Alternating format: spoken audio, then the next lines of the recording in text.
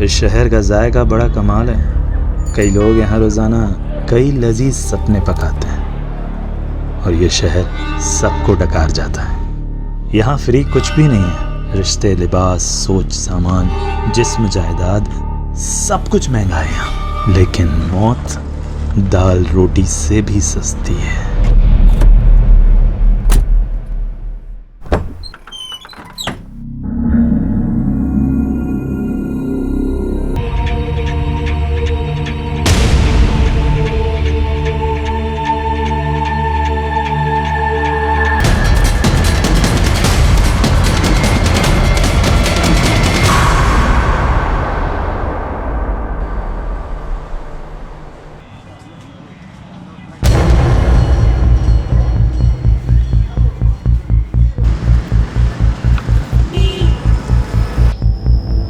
जल्दी करो। सॉरी निलोफर, सुबह से कुछ भी नहीं खाया था।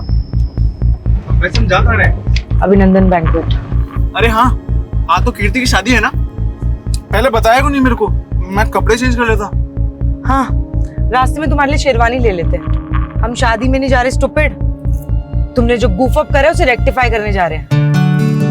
नो एक्सक्यूज जेकब, दूल्हा विदाउट सेहरा पॉसिबल ही नहीं है। नो इश्यूज कीर्ति। और वैसे भी हमारी कम्युनिटी में सब एक्साइटेड है कि आज जेकब फर्नांडिस घोड़े पे शादी करने जाएगा। घोड़ा नहीं बुद्धू, घोड़ी होती है। सीरियसली यार, इन लोगों ने घोड़ा बुक कर दिया। हंसो मत यार, जाओ जाकर जेंडर चेंज करो। अच्छा एक मिनट, मेरी फ्रेंड नीलोफर का कॉल आ रहा है। I will see you at Jaimala. Hi Nilofer. Thank God Kirti तुमने फोन उठा लिया। मुझे तुमसे बहुत इंपॉर्टेंट बात करनी है। कीर्ति, तुम्हारा होने वाला हस्बैंड एक फ्रॉड है। ये कई बार नाम बदल के पहले भी शादियां कर चुका है। इनफैक्ट इसका टारगेट होता है कि ये रिच लड़कियां फंसाता है, फिर उनसे मोटी डाउरी लेता है और प्रॉपर्टी बेच के भाग जाता है। यही इसकी मॉडस ऑपरेंडी है यार। और ये सब तो मुझे अब बता रही हूँ। 2 महीने पहले मैंने तुम्हारी डिटेक्टिव एजेंसी को इस काम पर लगाया था ताकि पता चल सके कि वो इंसान सही है या गलत, उसका बैकग्राउंड क्या है। और तुमने क्या किया? और गोल्डी तुमने तो मुझे सारे ग्रीन सिग्नल्स दिए थे ना कि सब सही है। उसके बाद जाकर मैंने हाँ किया। कीर्ति, गोल्डी से गलती हो गई। मैंने तुम्हें सिर्फ काम नहीं दिया था नीलोफर। मैंने समझा था तुम मेरी दोस्त हो और तुम्हारे लिए मेरे कंसर्न्स मैटर करते हैं, पर तुमने किसी चीज पर ध्यान नहीं दिया। Sorry sorry my foot Nilofer. 25 lakh लग चुके हैं शादी पे, इंक्लूडिंग योर फीस। और वहां पे ना वेन्यू के बाहर सारे गेस्ट खड़े। क्या बोलूं मैं उनको जाकर?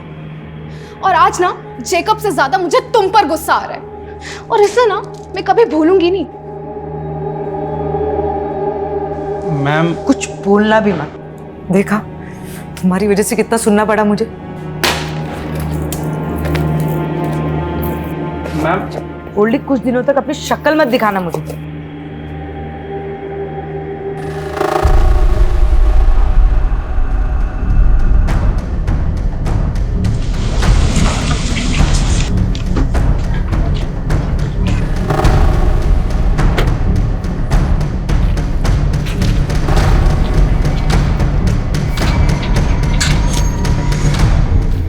हाय नीलोफर, एक जासूस जालसाजी का शिकार हो गई। मैं तुम्हें स्टॉक कर रहा था और तुम्हारी जैसी जासूस भी मात खा गई। तुम इतने भी स्मार्ट नहीं हो बलराम। आई न्यू इट कि तुम मुझे स्टॉक कर रहे थे। वो क्या है ना, मैं तुम्हारे मुंह नहीं लगना चाहती। अरे मैं तो लगना चाहता हूँ ना। मेरे होठ तो आज भी तुम्हारे प्यार का अमृत चखने के लिए बेकरार हैं। ये वाहियात बातें ना कहीं और जाके करो। निकलो यहाँ से। ठीक है, मैं जानता हूँ मैं बहुत बदनाम हूँ, लेकिन मैं तुम्हारे नाम, तुम्हारी शोहरत पे मरता हूँ मैं। इसीलिए मैं नहीं चाहता कि दुनिया वाले हमारी मोहब्बत को एक बर्बाद अफसाना समझ लें।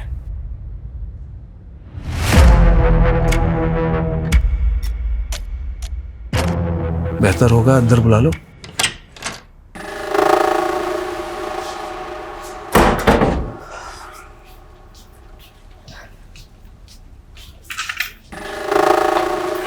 बोलो, क्यों फिर से तंग करने आ गए? तंग तो तुम्हारा दिल है। हाँ, प्यार करने में भी कंजूसी। बिना छुए बात नहीं कर सकते बलराम। और अपनी ये वाहियात शेरो शायरी ना बंद करो, निकलो यहाँ से। जिसकी उम्मीद तुम लेकर आए हो, ऐसा कुछ होने नहीं वाला है।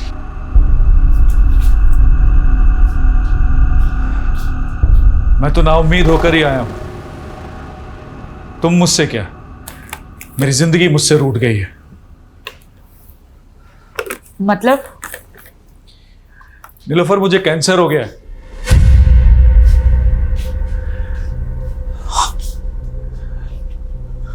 सच कह रहा हूं, मेरे पास अब ज्यादा दिन नहीं बचे हैं। मरने से पहले मैं सारे गिले शिकवे तुम्हारे साथ जो हुए दूर करना चाहता हूं। अगर तुम कहो तो बाकी बची जिंदगी तुम्हारे साथ रहने के बहाने मत ढूंढा करो यार, भरोसे के लायक नहीं हो तुम।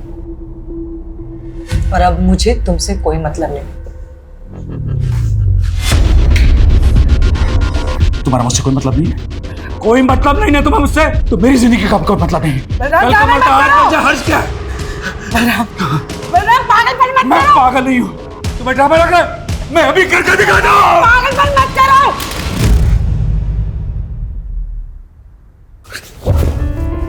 I know you love me.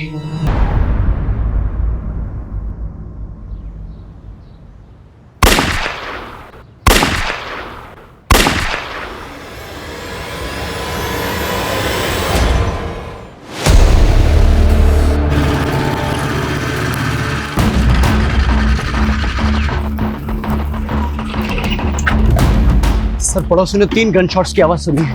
इसके अलावा किसी को कुछ नहीं पता सर। सर, घर अंदर से बंद है, कुछ समझ में नहीं आ रहा है। सर, मुझे लगता है ये क्लियर हॉस्टेज सिचुएशन है।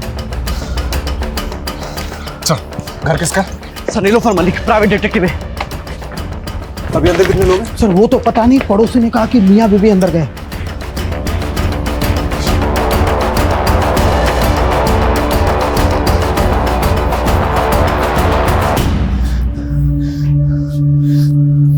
जैकेट का बुलेट प्रूफ? सर, पता नहीं था यहाँ जरूरत पड़ेगी, लेकिन मंगवाई है। उसका टाइम नहीं है हमारे पास, इंटरलॉक तोड़ना पड़ेगा।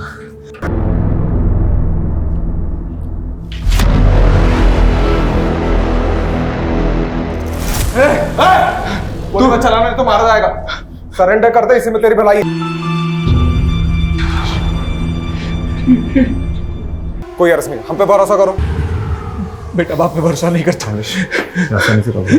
पति पत्नी पे भरोसा नहीं करती, भाई बहन पे भरोसा नहीं करते। तुम चाहते हो ना कि हम तुम पे भरोसा करें? ठीक है, तुम बोलो, हम बात करते हैं। ठीक है, आराम से। सुनिए, इसका कोई दोस्त, रिश्तेदार या पड़ोस में कोई है जिसको ये मानता है? नहीं पता सर। अरे कोई तो होगा।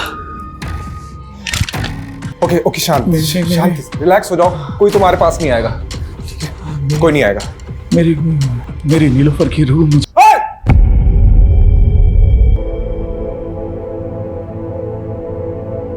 I know you love me.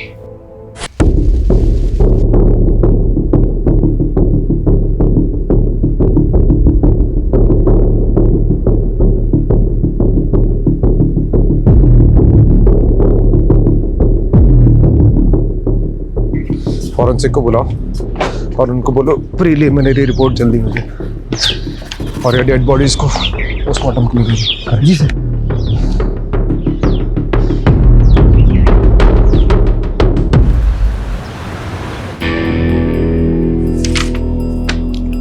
Rajiv, preliminary forensic report के हिसाब से क्राइम सीन पे कोई भी अननोन फिंगरप्रिंट्स नहीं मिले। गन के ट्रिगर पे भी जो फिंगरप्रिंट है वो बलराम के है। इसका मतलब साफ है कि बलराम ने नीलोफर को शूट किया and then he shot himself. क्या सोच रहा है? अगर ऐसा ही हुआ है तो बलराम ने खुद को मारने से पहले ये क्यों बोला कि वो अपनी बीवी को बचा नहीं पाया? राजीव, हम सोचते हैं कि मरने वाला कभी झूठ नहीं बोलता, लेकिन यहाँ सबूत सच बोल रहे हैं। हस्बैंड वाइफ के बीच में जो भी कुछ हुआ, उसके बाद हस्बैंड ने वाइफ को मारा और फिर जेल जाने के डर से या फिर गिल्ट की वजह से उसने अपने आप को गोली मार दी। आई फील ये ओपन एंड शट केस है राजीव। लेकिन मर्डर वेपन एक पिस्टल है, वो कहाँ से आया, उसके सोर्स की प्रोफाइलिंग तो करनी पड़ेगी ना। राजीव, मारने वाला पिस्टल कहीं से भी अरेंज कर सकता है और इस पॉइंट को अंडर कंसिडरेशन रखकर भी हम केस को क्लोज कर सकते हैं ना। देख, इस पे इतनी एनर्जी वेस्ट मत कर। एक काम कर, पोस्टमार्टम के बाद उन दोनों के रिलेटिव्स को ढूंढो, उनकी बॉडीज हैंड ओवर कर दो, and that will be all.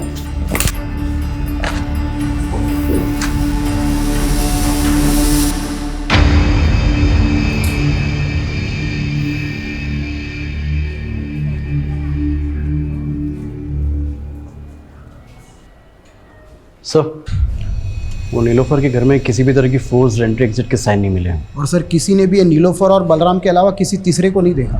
ये बलराम और नीलोफर के रिश्तेदारों को पता चला? नहीं सर, लेकिन इतना पता चला है कि जो नीलोफर है ना ये एनआरआई थी और इंडिया में तो इसके कोई भी रिलेटिव नहीं थे। और सर हाँ, यहाँ पर इसके डिटेक्टिव एजेंसी है और इसका एक असिस्टेंट है गोल्डी। और बलराम? सर बलराम को तो यहाँ के लोग पिछले 1 साल से ही जानते हैं, क्योंकि ये बलराम ने नीलोफर के साथ पिछले 1 साल पहले ही शादी की थी और नीलोफर के घर में ही रहना था। बाकी की फॉर्मेलिटीज लोकल पुलिस कर लेगी। दोस्तों जी अपने पुराने केस में लगते हैं। जी सर।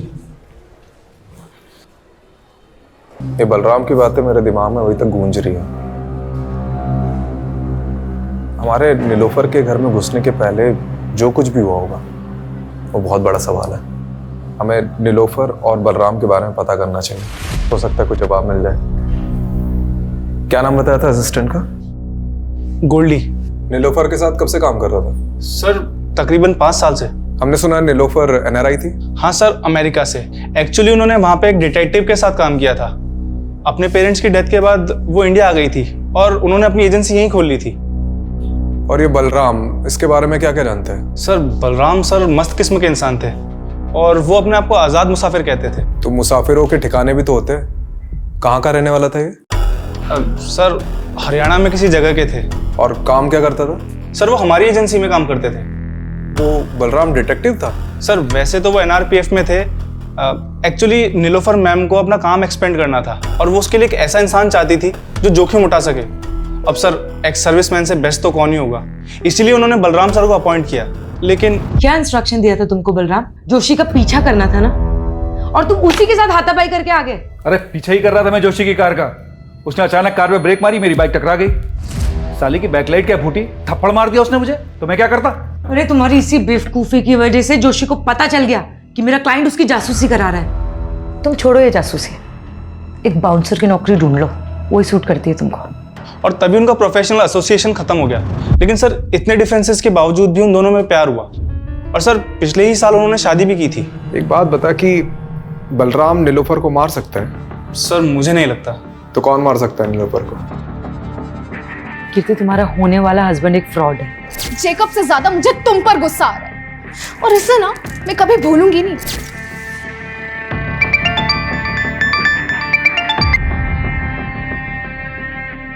हेलो याद तो मुझे ही कर रही होगी ना डार्लिंग। कमीने, तू हिम्मत है तो सामने आके बात कर, नंबर बदल के कॉल मत कर। अरे हम जरूर मिलेंगे। मैं भी उन मोमेंट्स को भूल नहीं पा रहा हूँ जब हम शादी से पहले एक हो गए थे। क्या दिन थे, जानती है? वो सब मैंने रिकॉर्ड कर रखा है। मैं सोच भी नहीं सकती तो इतना गिरा हुआ निकल सकता है। तू मेरे सामने होता ना तो I would have killed you. ओहो, मेरी बेबी को गुस्सा आ रहा है, बहुत गुस्सा आ रहा है। हाँ? मुझे भी आया था उस डिटेक्टिव पे जब वो कबाब में हड्डी बन गई थी, पर अब मेरा गुस्सा शांत हो गया। May your friend Nilofer rest in peace.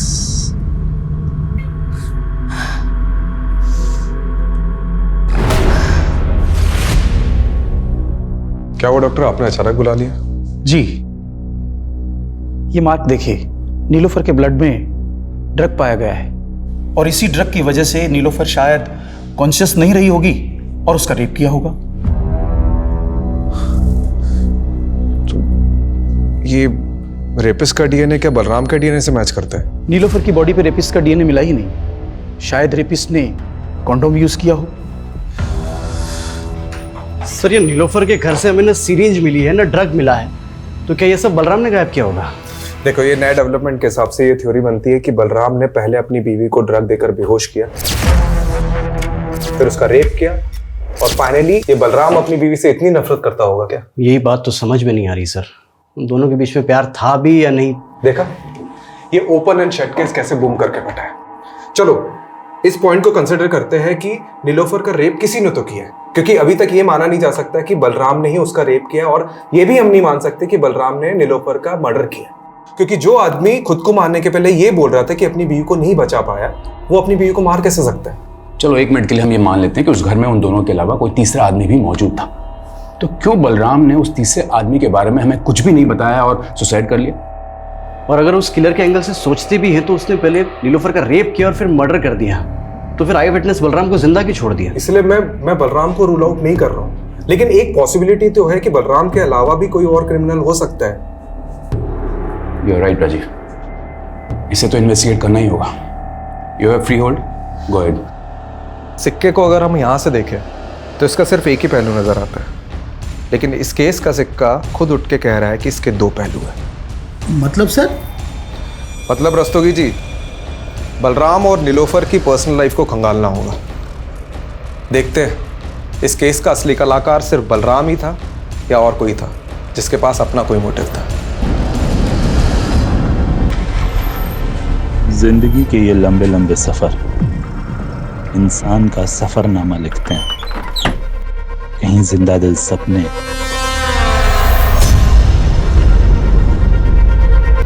मौत के अफसाने मिलते हैं।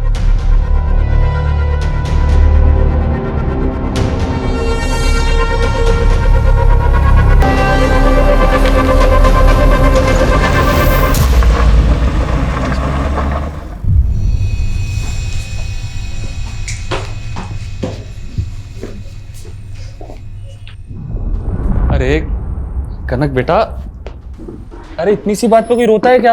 हाँ, रोते नहीं है बेटा। ये देखो मैं तुम्हारे लिए क्या लेके आया। देखो ये गोलू मोलू सा गुड्डा, अब हम दोनों इससे खेलेंगे। ये पसंद नहीं आया? ठीक है, तो मैं तुम्हें दूसरे खिलौने दिला। कनक क्या हुआ बेटा? अरे सरगुन दीदी, आप इंटरव्यू के लिए चली गई, ये बेचारी डर गई। पर जॉब भी तो जरूरी ना हरीश। अरे कहाँ, अब ये जॉब वॉब के चक्कर में पड़ी हुई है दीदी। एक काम करता हूँ, आपका जो घर है बहुत प्राइम लोकेशन पे, इसको गिरवा के 4 माले बनवा देता हूँ और आराम से बैठ के किराया खाना और मेरी लागत चुकाते रहना। पर हरीश इसमें तो लाखों रुपए लगेंगे, इतना पैसा मैं कहाँ से चुकाऊंगी? उसकी टेंशन आप मत लो। आप एक काम करना, इसमें से एक माला मुझे दे देना, बीच वाला माला मैं रख लूंगा, और आप ये जॉब का चक्कर छोड़ दो दीदी। सर, नीलोफर की कार पे फास्टैग लगा हुआ था। मैंने उसकी ट्रांजैक्शन डिटेल्स निकलवाई तो एक इंटरेस्टिंग बात सामने आई है। मर्डर वाले दिन नीलोफर ने सुबह 7 बजे ग्रेटर नोएडा टोल नाका क्रॉस किया था। सर, उस दिन यूपी से दिल्ली आई थी। यूपी में कहाँ गई थी वो? सर, इसका जवाब तो गोल्डी के पास भी नहीं है, लेकिन हमने नीलोफर का फ़ोन अनलॉक करवाया तो कॉल हिस्ट्री के मुताबिक मर्डर वाले दिन नीलोफर की बात किसी कीर्ति सागर से हुई थी। तो ये कीर्ति सागर से मिलो, और क्राइम सीन पे नीलोफर के फ़ोन के अलावा लैपटॉप भी था ना, तो उसे भी तो देखो। मैं तब तक NRPF जाकर बलराम के बारे में पता करता हूँ, और तुम लोग नीलोफर और बलराम इससे जुड़े एक एक इंसान की प्रोफाइलिंग करो। बलराम सर ही 2009 तक NRPF में ही काम कर रहा था, फिर उसे बर्खास्त कर दिया गया। क्यों? उस पर अटेम्प्ट टू मर्डर का चार्ज लगा था। Attempt to murder? जी, 7 साल की कैद भी हुई थी उसे। 2009 से 7 साल, मतलब 2016 तक तो वो जेल में ही रहा होगा। ये किसका मर्डर करने की कोशिश की थी उसने? विक्रांत सिसोदिया का, वो उसका कलीग था। बहुत दिनों बाद आ रहा है ना शादी से। विक्रांत! बलराम क्या कर रहा है ये? 7 साल बाद बलराम सैनी तो कैद से रिहा हो गया। ऐसा क्या हुआ था कि बलराम अपने दोस्त का दुश्मन बन गया? बलराम को शक था कि उसकी बीवी का अफेयर उसके दोस्त के साथ है। लेकिन बलराम और नीलोफर की शादी तो 1 साल पहले हुई थी। इसका मतलब है कि नीलोफर के पहले भी बलराम की शादी हो चुकी थी। जी हाँ, उसका एक बेटा भी है। कहाँ है आजकल? बलराम फरीदाबाद का रहने वाला था, हो सकता है उसकी फैमिली भी वहीं रहती हो। ये लीजिए उसका एड्रेस। हाँ, मैंने अच्छे से सोच लिया है, आप तुरंत पिटीशन फाइल कर दीजिए। जी हाँ, मैं मिलता हूँ आप सब। ओके। संकेत कहाँ जा रहा है और कौन सी पिटीशन फाइल करने की बात कर रहा है? अपने बाप की चिता तो नहीं जला पाऊंगा, तो सोचा कुछ ऐसा करूं जिससे मेरी भी आंखें खुल जाएं और आपकी भी। संकेत साफ साफ बोल, पहेलियां मत बुझा। ऊपर से उसकी पहली बीबी और लड़का, अजीब है दोनों। अब इस कांड के बारे में पता तो चल ही गया होगा, उसके बावजूद ना तो सामने आए ना ही बॉडी क्लेम करने आए। लेकिन मैं तो ये समझने की कोशिश कर रहा हूँ कि नीलोफर ने एक ऐसे आदमी से शादी क्यों की जिसका क्रिमिनल बैकग्राउंड था। मुझे एक बात का ताज्जुब हो रहा है। एक तरफ नीलोफर ने आपको एक गलत इंसान से शादी करने से रोका, दूसरी तरफ खुद नीलोफर ने बलराम से शादी की जो कि अटेम्प्ट टू मर्डर में अंदर हुआ था। यह हमें आज ही पता चला है। इस बारे में मुझे कुछ नहीं पता, पर हाँ, नीलोफर ने मुझे ये ज़रूर बताया था कि बलराम पहले शादी कर चुका था और मैंने भी उससे मजाक मजाक में पूछ लिया कि उसने बलराम में ऐसा क्या देखा। कुछ मत पूछ यार, बलराम में पतियों वाली कोई क्वालिटी नहीं है यार, और काम तो उसे करना ही नहीं आता है, और पैसा उसके पास है नहीं।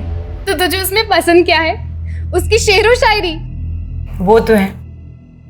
कीर्ति, उसकी बेस्ट बात पता है क्या है? वो मेरे लिए किसी की भी जान ले सकता है, और ये सोच के ना बहुत सिक्योर फील होता है। क्या ये बलराम नीलोफर की जान ले सकता है? नहीं, उन दोनों में झगड़ा जरूर होता था, but they both loved each other. आपकी दोस्त ने कभी ऐसा कोई हिंट दिया कि उसे किसी से खतरा है या कोई उसे नुकसान पहुंचा सकता है? नहीं, ऐसा कभी कुछ नहीं बताया।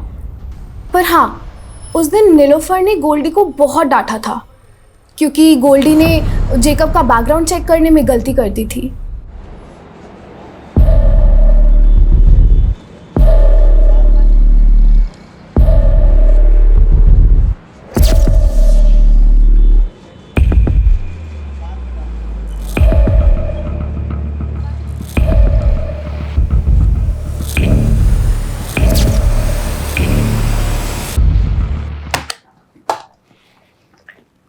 देखो संकेत, मैंने तुम्हारी ये पिटीशन तो फाइल कर दी है कि तुम्हें बलराम सैनी के साथ अपना डीएनए मैच कराने का मौका दिया जाए, पर तुम ये सब करना क्यों चाहते हो?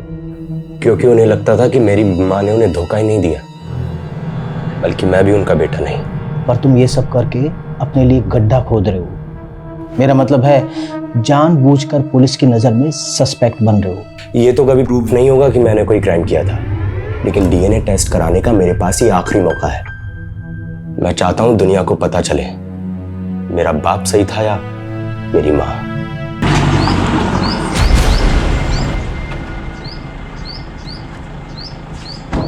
हमें समझ नहीं आ रहा है कि जो नीलोफर का रेप हुआ है, मर्डर हुआ है, वो बलराम ने ही किया है कि नहीं।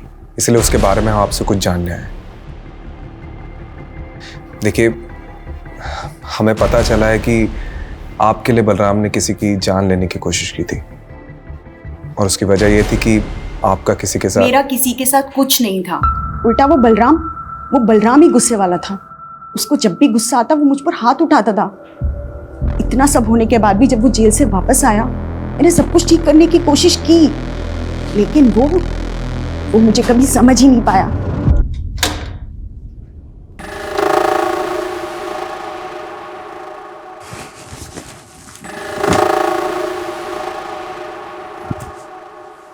देखो, मैं यही चाहती हूँ कि हम नए सिरे से जिंदगी शुरू करें। नई जिंदगी नए सिरे से? विक्रांत के बाद कोई नया यार मिला क्या? बोलना, कोई नया यार मिला क्या? जेल जाके भी तुम्हारे दिमाग से कचरा नहीं निकला ना? अरे कैसे समझाऊं, तुम्हें गलतफहमी हुई थी। चुप, बिल्कुल चुप, मुझे कोई गलतफहमी नहीं हुई है। याद कर, सैकड़ों दुआएं मांग रहे थे हम लोग को एक बच्चा हो जाए, लेकिन बच्चा पैदा नहीं हो रहा था। और अचानक एक दिन तुम बोली कि तुम प्रेग्नेंट हो गई, और जब तुमने कहा कि वो मेरा ही बच्चा है, मैं बेवकूफ मान गया। मेरी आंखें खुल गई हैं। ये संकेत उसी कमीने का खून है ना, विक्रांत का? उसकी वजह से मैं अपने बेटे के आगे शर्मिंदा हुई। जो गलतफहमी एक बार बाप बेटे ने पाल ली, वो दूर नहीं होती। आप नीलोफर से कभी मिली थी? सच बताना। हाँ, मिली थी, लेकिन उसी की भलाई के लिए मिली थी। ऐसी कौन सी भलाई की आपने? सुना था कामयाब औरतों के सपने भी कामयाब होते हैं। फिर तुमने एक नाकामयाब आदमी से रिश्ता कैसे जोड़ लिया? नाकाम तो आपका रिश्ता रहा है, बलराम को तो धोखा दिया था ना आपने। बड़ी जल्दी उसकी बातों में आ गई। ये भी भूल गई कि वो 7 साल जेल रह के आया है। डूबती कश्ती में पांव रखा है तुमने। डूबने से पहले उतर जाओ तो अच्छा है। मैंने तो उसकी सलामती ही चाहिए थी, लेकिन जब अपनी किस्मत नहीं बदल पाई तो उसकी क्या बदलती। आपको शक होगा कि कांड बलराम ने किया या नहीं, लेकिन मुझे पूरा यकीन है कि बलराम ने पहले नीलोफर को मारा, बाद में खुदकुशी की। आखिर उसके पाप का घड़ा भर ही गया था। कैसी लगी कनक? अच्छी है ना? चल तू जल्दी से जा और जाकर के पहन के दिखा। क्या बात है दीदी, कनक के लिए नई ड्रेस? लगता है दिल्ली में जो इंटरव्यू दिया था वो पास कर लिया है। वो तो बिल्कुल बेकार गया, लेकिन हाँ, कोड़ियागंज में मुझे एक जॉब मिल रही है। सोच रही हूँ कनक के साथ जाके वहीं शिफ्ट हो जाऊँ। शिफ्ट कर रही हो? तो फिर इस घर का क्या करना है? आप बोलो तो बिकवा दूं। तो मेरा घर बेचने पर क्यों तुला है? मतलब आप कौड़ियागंज चली जाएंगी और पीछे से इस घर पे किसी ने कब्जा कर लिया तो? कमलेश, ये बलराम का कैरेक्टर कुछ समझ में नहीं आ रहा है। मतलब उसे सस्पेक्ट मानो या विक्टिम, पता नहीं। अच्छा, ये तीसरे आदमी की थ्योरी से कुछ हाथ लगा? सर ये नीलोफर का लैपटॉप ऑन किया है मैंने, इसमें सर ये जैकब की कुछ फोटोज मिले हैं। सर ये तो पहुंचा हुआ अपराधी है, कई स्टेट्स में मोस्ट वांटेड है। इसके ऊपर तो सर धोखाधड़ी और अटेम्प्ट टू मर्डर जैसे चार्जेस हैं।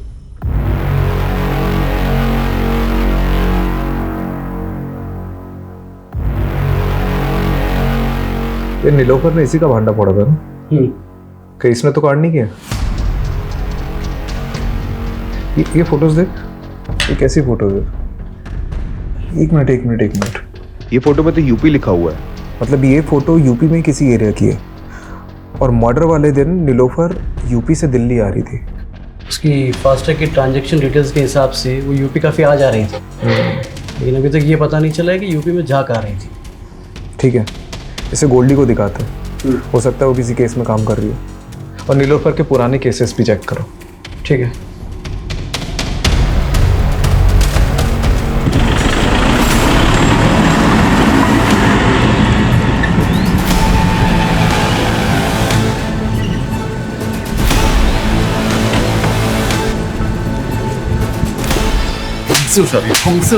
छोड़ो हमें, छोड़ो। अरे मिश्रा, पहले पापा को तो पकड़ने दीजिए आपका कॉलर। अरे तुम्हारे बाप की उम्र का है मिश्रा, क्या पकड़ो पकड़ो लगा रखा है। विजेंदर, ये तुम ठीक नहीं कर रहे हो। तुम्हें और तुम्हारे बेटे को हम किडनैपिंग के चार्ज में अंदर करवा देंगे। सिर्फ किडनैपिंग? अरे मर्डर भी हो सकता है तुम्हारा। और अगर बचना चाहता है ना तो ये बता कि इस बार के रोड कॉन्ट्रैक्ट का टेंडर तुझे मिला कैसे? हमारे टेंडर में जो भाव हमने भरा उससे ठीक 1 रुपया कम तेरे टेंडर का भाव। हमारे टेंडर का भाव तुझे बताया किसने? इत्तेफाक से। इत्तेफाक है गोबर में। तू एक बात ध्यान से सुन ले, तो खुद अथॉरिटी में जाएगा और उन्हें कहेगा कि इस बार का टेंडर मुझे नहीं करना, फिर टेंडर अपने आप हमें मिल जाएगा। तुम हमें धमकी दे रहे हो? धमकी नहीं, पुचकार रहे। कोड़ियागंज की सबसे बड़ी मछली विजेंद्र अवस्थी।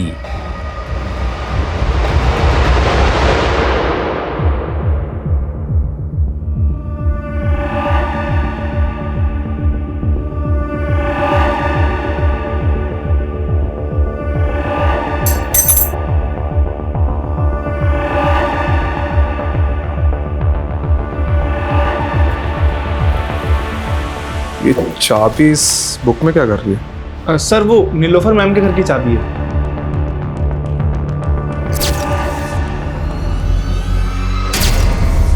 ये नीलोफर के मर्डर के दिन उसने तुझे बहुत डांटा था ना, क्योंकि जेकब का बैकग्राउंड चेक करने में तूने गलती कर दी थी। ये हमें कीर्ति ने बताया। अब नीलोफर के घर मर्डर के दिन कोई भी फोर्स एंट्री और एग्जिट के हमें निशान नहीं मिले, तो पॉसिबिलिटी है कि किलर ने ऐसी ही कोई चाबी यूज की होगी घर में घुसने की।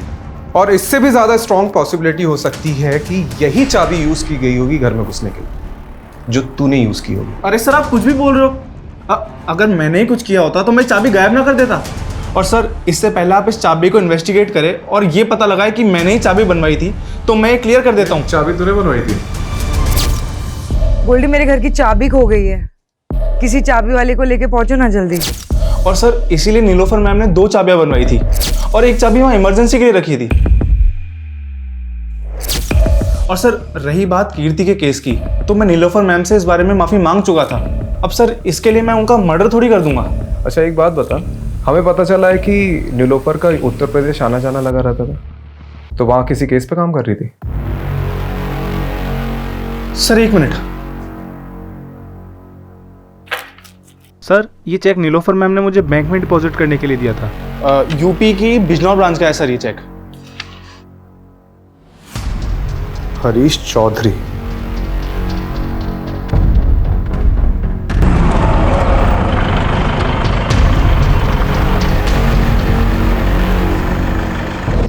सर दरअसल मैंने ही वो चेक दिए थे एडवांस नीलोफर। किस चीज़ का एडवांस चेक? सर मेरी कजिन सिस्टर है सरगुन, 2 महीने से मिसिंग है। उन्हीं को ढूंढने के लिए मैंने नीलोफर को हायर किया था। मैंने बिजनौर थाने में भी दीदी का मिसिंग केस फाइल किया था, लेकिन पुलिस कुछ कर ही नहीं रही है। हरीश तुम बिल्कुल परेशान मत हो, सरगुन को ढूंढने में मैं तुम्हारी पूरी मदद करूंगी। वो करती क्या थी? वो जॉब ढूंढ रही थी और इसी सिलसिले में वो दिल्ली के किसी मॉल में एक आदमी से मिली थी। वो कोई मामूली आदमी नहीं है हरीश, वो कोड़ियागंज के सबसे रईस आदमी का बेटा है। वो सोशल वर्कर भी है और साथ ही उसकी बहुत सारी कंपनीज भी है। उसी ने मुझे मिलने के लिए कोड़ियागंज बुलाया था। कोड़ियागंज? माँ, मैं भी आपके साथ चलूंगी। अरे बेटा, पहले मैं तो जाकर नौकरी पक्की कराऊं, उसके बाद तुझे भी ले चलूंगी। लेकिन उस दिन के बाद से दीदी कभी लौटी नहीं सर। ये नीलोफर ने सरगुन के बारे में कोई अपडेट दी थी? सर वो बता रही थी कि कोड़ियागंज का कोई सबसे रईस आदमी है, विजेंद्र अवस्थी करके, और उसके बेटे का नाम अमरीश है। तो उन दोनों की फोटो उसने मुझे दिखाई थी। फोटो है अभी? हाँ सर दिखाओ। ये देखिए सर वो बता रहे थे कि इन दोनों पर उसको शक है, और इससे पहले ही नीलोफर कुछ बता पाती, हमने सुना कि नीलोफर और उनके पति की मौत हो गई। कोड़ियागंज जाकर तुमने इनसे बात करी अपनी बहन के बारे में? मुझे जैसा छोटा आदमी इतने बड़े आदमी से कैसे बात कर सकता है? सोचा पुलिस को ही बता दूं, लेकिन उन्होंने कुछ नहीं किया। ठीक है।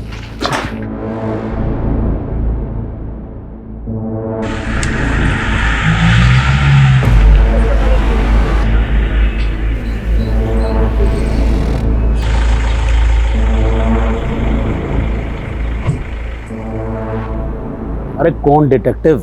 हम किसी डिटेक्टिव को नहीं जानते।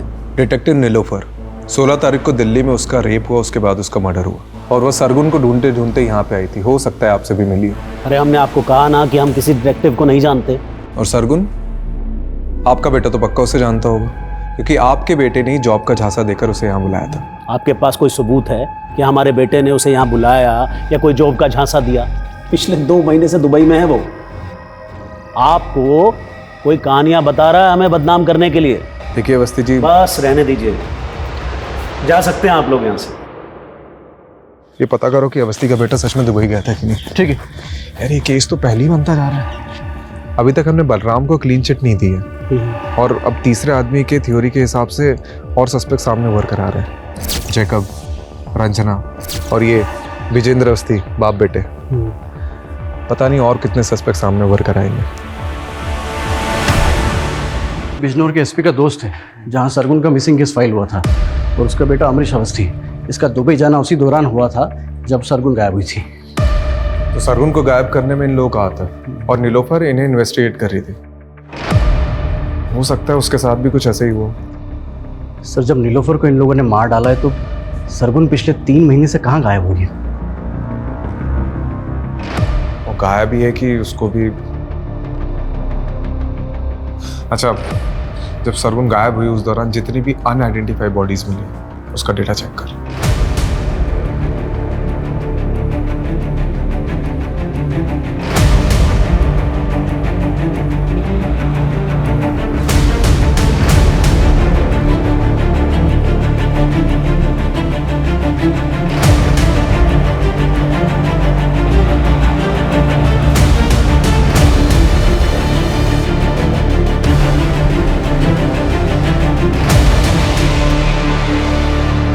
सर, 3 महीने पहले हापुड़ में एक औरत की डेड बॉडी मिली थी, जिसकी डिटेल बिल्कुल सरगुन से मिलती है। और सर, हापुड़ पुलिस के मुताबिक इसकी लाश के पास में एक नोट मिला था जिसमें नज़्म लिखी हुई है। इस शहर का जायका बड़ा कमाल है, कई लोग यहाँ रोजाना कई लजीज सपने पकाते हैं, और ये शहर सबको डकार जाता है।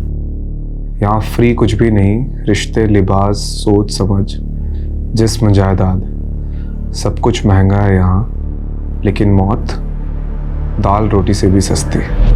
सर, सरगुन की तरह नीलोफर भी रेप पीड़िता थी, तो क्या दोनों का कातिल एक ही होगा? सरगुन की लाश के पास में पोइट्री मिलना, मुझे ये सरगुन का केस नीलोफर के केस से बिल्कुल अलग लग रहा है। ये यूपी और दिल्ली में हुए रिसेंट रेप केसेस की मैंने डिटेल्स भी निकलवाई है। सिक्के का दूसरा पहलू ढूंढते ढूंढते पहला भूल गया क्या?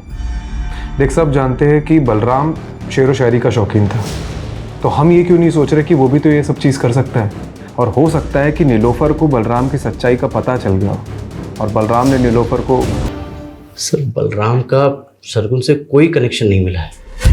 लेकिन फिर भी हमें इस एंगल को इन्वेस्टिगेट करना पड़ेगा। सर ये पटवर्धन ने मैसेज भेजा है, संकेत का और बलराम का डीएनए मैच हो गया है। ये संकेत बलराम का ही बेटा है। अब कोसेगा बाप की तरह पीटेगा, कभी पति के आगे कभी बेटे के आगे, बार बार औरत क्यों झुकती है? सॉरी नहीं संकेत, मेरा स्वाभिमान इतना भी कमजोर नहीं है।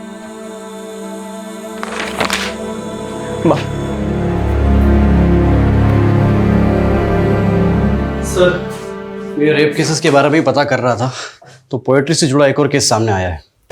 2 दिन पहले दादरी हाईवे पर एक लड़की की लाश मिली है, सेम मॉडस ऑपरेंडी और साथ में पोएट्री नोट। जिंदगी के ये लंबे लंबे सफर कहीं यूं ही ना गुजर जाए, आओ मिलकर एक नया समा बनाए।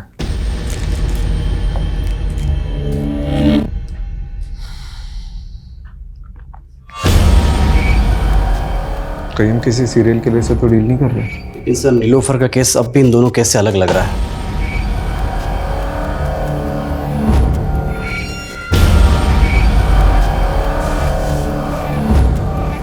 इस सरगुन की लाश हमें हापुड़ में मिली और इस लड़की की लाश हमें दादरी में मिली है।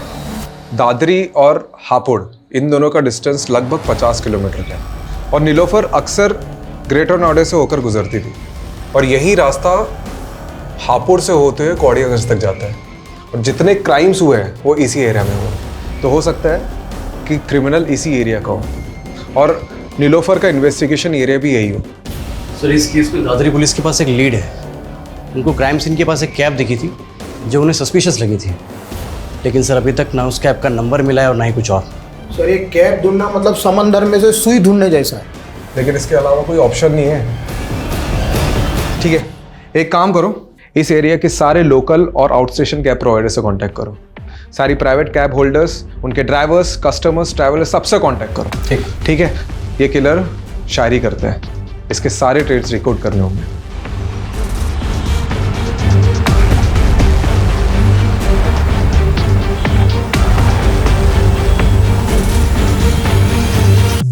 सर 300 से ज़्यादा travel agents, cab service providers और सोलो कैब ड्राइवर से पूछताछ करी।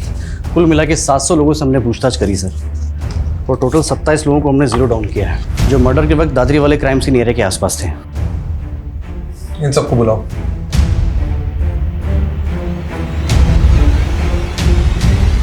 ये 16 मार्च को तो हापुड़ में था। हाँ सर।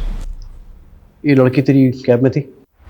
सर मेरी कैब में बहुत सारी सवारियां बैठती हैं, अब हर किसी का चेहरा याद थोड़े ना रहेगा। 11 जून को दादरी में कहाँ पर था तू?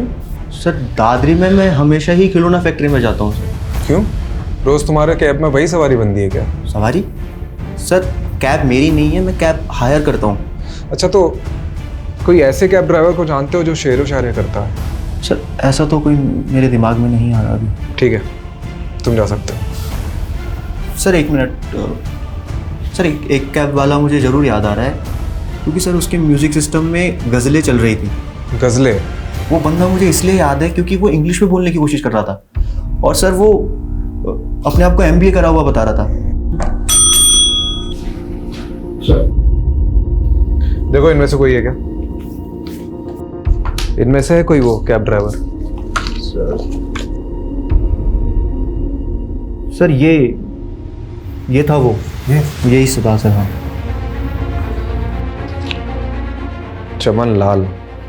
सर इसे तो मैं अभी 2 घंटे पहले ही मिला।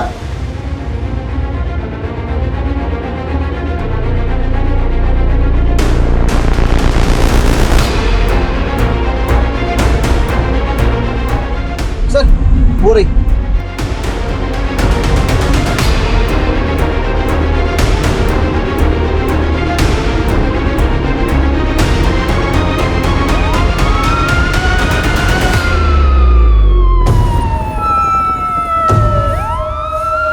हेलो, यहाँ हापुड़ रोड पे बैकअप भेजो फटाफट।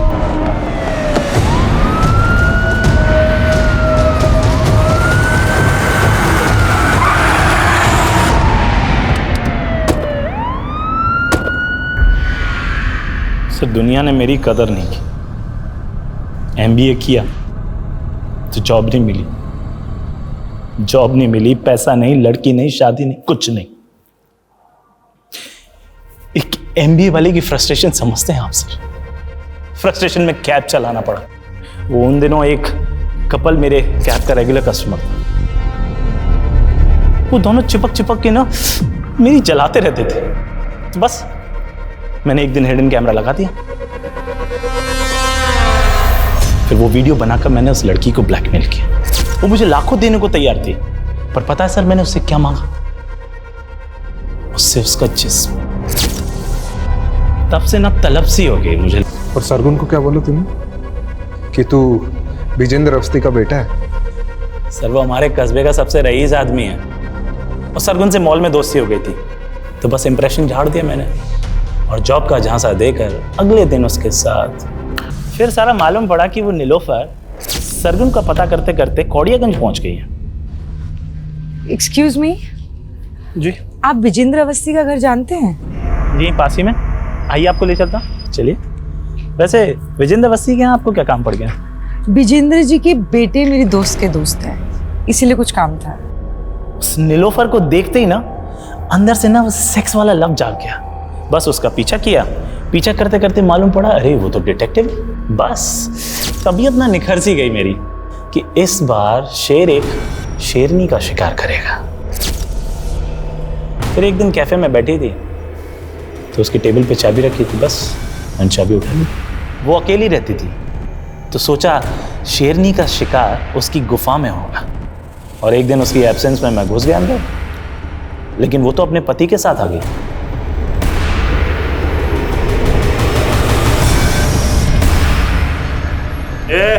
चल छोड़। कौन है? चढ़ फटाफट, इधर चल। चल कौन है? कौन है? चल इधर। इधर इधर इधर आओ ना, गोली मार दूंगा। देखो तुम्हें फटाफट इसका हाथ मार।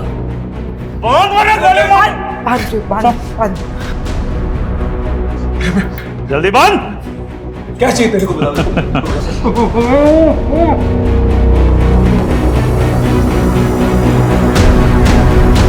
ऊपर से बोल रहा था उसको कैंसर था, मरने ही वाला था सर। तरस आ गया तो छोड़ दिया मैंने।